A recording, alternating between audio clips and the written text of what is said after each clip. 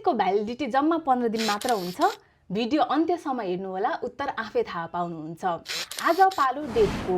यो सानो सेक्सनमा 8वटा फिगर लेख्न मिल्ने ठाउँ हुन्छ, न कम न बढी। तर धेरैजना अकाउन्ट होल्डरले यही मिस्टेक गर्नुहुन्छ। केही कमन मिस्टेकहरू हेरौँ। पहिलो मिस्टेक, राइट अर्डरमा डेट नलेख्नु। पहिला साल अनि महिना अनि दिन लेख्नु, यो गलत हो। अर्को मिस्टेक, जिरोको ठाउँमा ड्यास दिनु अथवा खाली ठाउँ छोड्नु अथवा स्किप गर्नु। जस्तै मिति ज्येष्ठ 9/2082 हो भने 9/2/2082 लेख्नु अथवा -9-2/2082 लेख्नु, यी सबै गलत तरिका हुन्। सही तरिका भनेको 09-02-2082 हो। तपाईले डेट यही फर्मेटमै लेख्नुपर्छ।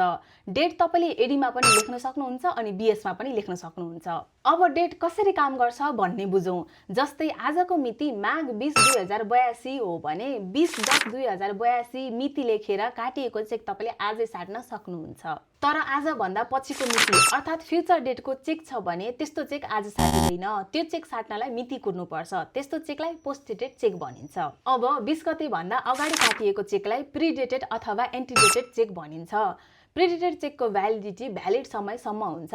सामान्यतः नेपालको केसमा चेकको भ्यालिडिटी 6 महिना हुन्छ। 6 महिना भन्दा पुरानो चेकलाई स्टेल चेक भनिन्छ, त्यो साट्न मिल्दैन। त्यसैले कहिलेकाहीँ सेम डे नै चेक साट्न जान भ्याउनु भएन भने पनि नआत्तिनु होला, भोलि गएर साटे पनि हुन्छ।